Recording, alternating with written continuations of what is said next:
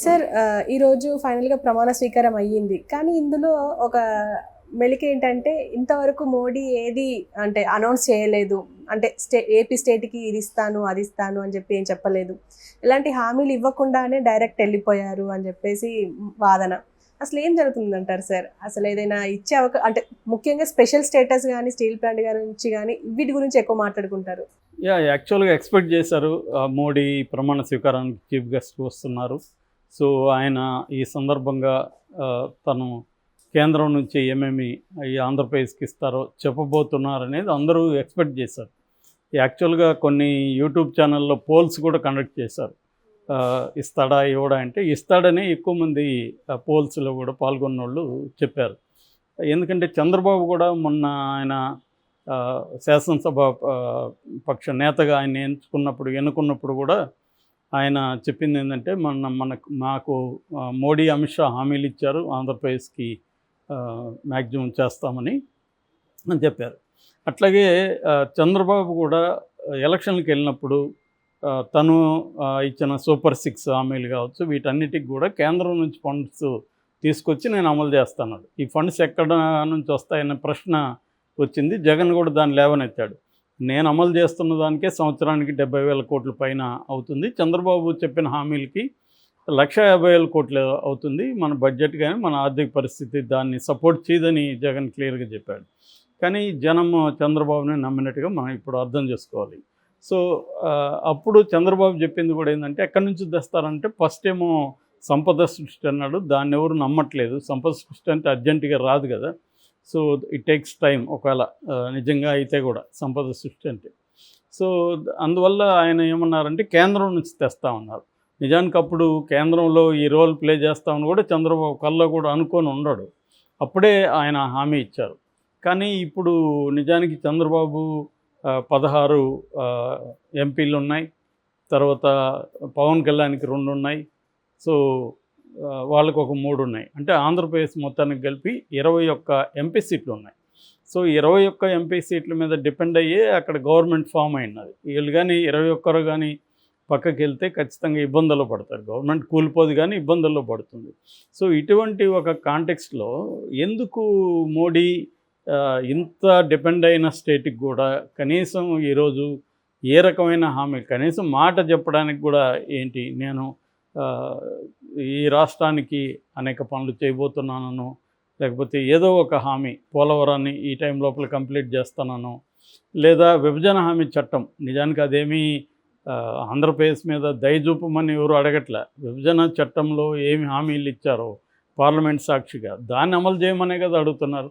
అది కూడా 10 ఏళ్ళుగా అమలు చేయలేదు. పైగా వీళ్ళు సపోర్ట్ చేసిన చట్టమే కదా, వెంకయ్యనాయుడు ప్రపోజ్ చేస్తేనే కదా అది కాంగ్రెస్ గవర్నమెంట్ దాన్ని చట్టం చేశారు. సో చంద్రబాబు కూడా గతంలో 2014లో 11 మండలాలు ఖమ్మం నుంచి ఇటు కలపాలని చెప్పి ఆయన డిమాండ్ చేసి, లేకపోతే నేను ప్రమాణ స్వీకారం కూడా చేయనని చెప్పి స్పెషల్ ఆర్డినెన్స్ ఇప్పించుకోగలిగాడు, చేసుకోగలిగాడు. ఆ 11 మండలాలు ఇటు వచ్చాయి. మరి ఇప్పుడు ఎందుకు అదే విధంగా పట్టుబట్టట్లేదు? ఇప్పుడు కూడా మీరు ఈ విభజన హామీలు నెరవేరుస్తామని మీరు హామీ ఇస్తానని నేను ప్రమాణ స్వీకారం చేస్తానని అడగచ్చు కదా మోడీని. సో కనీసం అందులో ఏవో కొన్ని హామీలు నెరవేర్చడానికి హామీ ఇవ్వమని అడగచ్చు కదా. సో ఏమీ జరిగినట్టు కనబడలేదు. ఒక పక్కేమో మనం 2 మంత్రి పదవులు ఇచ్చారు తెలుగుదేశానికి. ఆ రెండిట్లో కూడా వేస్ట్ ఇవి. అది సివిల్ ఏవియేషన్ దేనికి పనికిరాదు. ఇది అంటే పవర్స్ ఏమీ లేవు దాంట్లో. మన ఆంధ్రప్రదేశ్కి చేసేది కూడా ఏం లేవు. మనకున్న పోర్టులే అంతంత మాత్రం ఎయిర్పోర్ట్లు, దాంట్లో వీళ్ళు డెవలప్ చేసేది కూడా ఏం లేదు. సో ఇటువంటి ఒక పనికిమాలిన ఏదో ఇచ్చాము మంత్రులు అంటే మంత్రులు అన్నట్టుగా ఉంది తప్ప దానికి ఏమీ ఒరిగిందేమి. ఇక్కడ చూసాం మనం, కిషన్ రెడ్డి 5 ఏళ్ళు ఉన్నాడు, తెలంగాణకి ఏం చేశాడు ఆయన. సో ఇవంతా ఏంటంటే కీలకమైన శాఖలన్నీ కూడా వాళ్ళ చేతిలోనే పెట్టుకున్నారు. దాదాపు మొత్తం క్యాబినెట్లో ఉన్న ప్రధానమైన శాఖలంతా కూడా వాళ్ళే పెట్టుకున్నారు. గతంలో ఎవరికి ఇచ్చారో వాళ్ళకే కూడా ఇచ్చారు. అమిత్ షా, రాజ్నాథ్ సింగ్, తర్వాత నిర్మలా సీతారామన్, గడ్కరీ, పీయూష్ గోయల్, వీళ్ళ అందరికీ, అశ్విని, వీళ్ళందరికీ అదే శాఖలు ఇచ్చేశారు మళ్ళీ, ఎక్కడ తేడా లేకుండా. అంటే క్లియర్గా సేమ్ గవర్నమెంట్ కంటిన్యూ అవుతున్నట్టే ఉంది తప్ప, అంటే బీజేపీ డామినేటెడ్ గవర్నమెంట్ లాగానే ఉంది తప్ప ఎన్డీఏ గవర్నమెంట్ లాగా లేదు అది క్లియర్గా.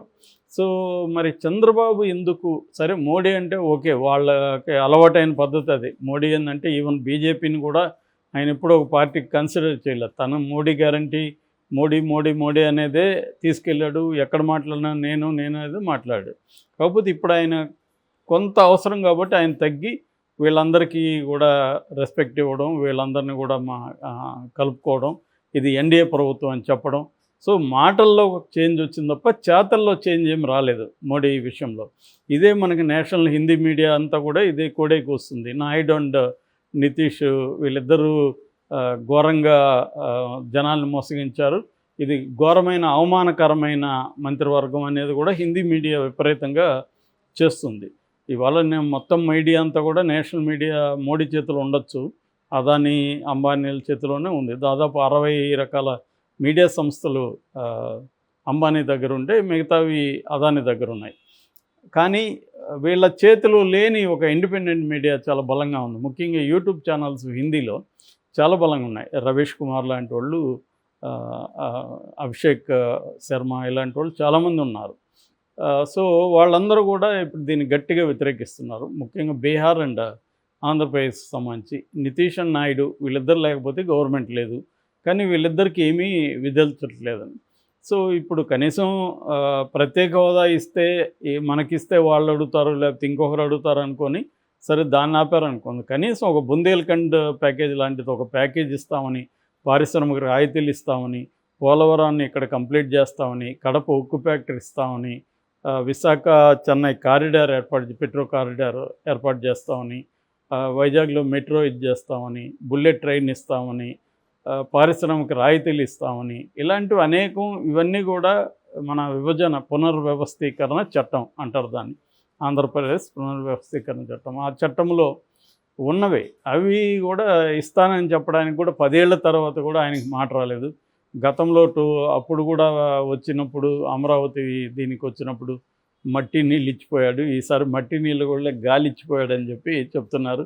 చేతులు పోయాడు, అన్నదమ్ముల చిరంజీవి పవన్ కళ్యాణ్ చేతులు ఇద్దరు పట్టుకొని చేయడం, ఈ డ్రామాటిక్స్ ప్లే చేసిపోయాడు తప్ప మోడీ నిజానికి అవేవి అవసరం లేదు జనాలకి, ప్రజలకి అవేమి అవసరం. సో ప్రజలకు అవసరం ఏంటంటే ఈ రాష్ట్రం దగా పడింది. ఎందుకంటే తెలంగాణ ప్రత్యేక రాష్ట్రంగా ఇవ్వడం వల్ల ఈ రాష్ట్రం కొత్తగా ఏర్పడడం వల్ల, హైదరాబాద్ పోవడం వల్ల హైదరాబాద్లో 40% రెవెన్యూ ఉమ్మడి ఆంధ్రప్రదేశ్లో హైదరాబాద్ నుంచి వచ్చేది. ఇప్పుడు ఒకసారి హైదరాబాద్ పోయేసరికి ఈ 45లో మనకి మ్యాక్సిమం మనకు వచ్చేది అంతా పోయింది కదా. ఎందుకంటే అక్కడ సంస్థలు, అక్కడ కంపెనీలు అన్నీ ఉంటాయి, కానీ రిజిస్టర్డ్ ఆఫీసులు ఇక్కడ ఉంటాయి, అందుకని ట్యాక్సులు ఇక్కడ కడతారు. అట్లాగే ఇండస్ట్రీ, సినిమా ఇండస్ట్రీ 60% ఇన్కమ్ అక్కడ నుంచి వస్తుంది, కానీ మొత్తం ఇండస్ట్రీ అంతా ఇక్కడ ఉంది. సో వాళ్ళందరూ ట్యాక్సులు ఇక్కడ కడుతుంటారు. సో ఈ రకంగా హైదరాబాద్ కోల్పోవడం వల్ల అక్కడ జరిగిన నష్టం ఏదైతే ఉందో దానికి పునర్వ్యవస్థీకరణ చట్టంలో, దాన్నే విభజన చట్టం అంటారు, ఈ చట్టంలో నీట్గా అన్ని పొందుపరిచారు ఏమేమి ఇవ్వాలి, ఎలా ఇవ్వాలని. దాన్ని మోడీ గవర్నమెంటు ఇప్పటి వరకు ఏమీ పట్టించుకోలేదు. చంద్రబాబు ఉన్న 5 ఏళ్లలో చంద్రబాబు సాధించలేకపోయాడు, జగన్ ఉన్నప్పుడు జగన్ సాధించలేకపోయాడు.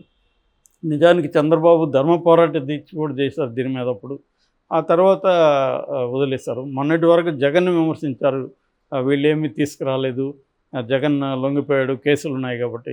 మరి చంద్రబాబు ఎందుకు భయపడుతున్నాడు, చంద్రబాబు ఎందుకు గట్టిగా ఫైట్ చేయట్లేదు? ఆ డిమాండ్లు ఇచ్చినాకనే ఆ డిమాండ్లు మీరు హామీలు ఇచ్చినాకనే నేను ప్రభుత్వంలో చేరతానని ఎందుకు చెప్పకూడదు? చెప్పుంటే ఈరోజు హీరో అయ్యేవాడు దేశవ్యాప్తంగా చంద్రబాబు. ఎందుకంటే ఆయన రాష్ట్ర ప్రయోజనాలను తాకట్టు పెట్టుకోదలుచుకోలేదు అనేది వచ్చిండేది, మోడీ కూడా దిగి వచ్చిండేవాడు. సో కనీసం ఇప్పుడు ఆయన ఎంతో చాకచక్యంగా పురంధేశ్వరికి స్పీకర్ పదవి ఇప్పించడానికి రకరకాల వ్యూహాలు వేశాడని చెప్తున్నారు. మరి అదే వ్యూహాలు రాష్ట్ర ప్రయోజనాల కోసం చంద్రబాబు ఎందుకు వేయలేకపోయాడు? సో దీన్ని సపోర్ట్ చేసేవాళ్ళేమో చంద్రబాబు అట్లా బ్లాక్మెయిలింగ్ క్యారెక్టర్ కాదు, ఆయన మెల్లగా చేస్తాడు అని సర్దు చెప్తున్నారు. సో ఇక్కడ బ్లాక్మెయిల్ ఏముంటుంది? మన 10 ఏళ్ళుగా అమలు చేయని ప్రయోజనాలను అమలు చేయమని అడగడం బ్లాక్మెయిల్ ఎట్లా అవుతుంది? అమలు చేయమనే కదా అడుగుతున్నారు, అది హామీ ఇవ్వమని అడుగుతున్నారు. సో ఈ హామీ ఇస్తున్నా కనీసం బైండ్ ఓవర్ వాళ్ళైతే ఒక టైం లైన్ పెట్టుకొని చేయొచ్చు. ఇప్పుడు అన్నీ ఏమో గుజరాత్కి తీసుకెళ్ళిపోతున్నారు, బాంబే ఆ చుట్టుపక్కల అక్కడ చేస్తున్నారు, బీజేపీ పాలిత రాష్ట్రాలకే మొత్తం ఇస్తున్నారు తప్ప ముఖ్యంగా సౌత్కి చాలా దారుణమైన అన్యాయం జరుగుతుంది. దీనైనా చంద్రబాబు చేస్తాడేమో అని ఇతర ముఖ్యమంత్రులు కూడా ఆశిస్తున్నారు. స్టాలిన్ ఓపెన్గానే అన్నాడు, మీరు మన సౌత్ రాష్ట్రాల కోసం మీరు చేస్తారని నమ్ముతున్నాం సార్ అన్నాడు.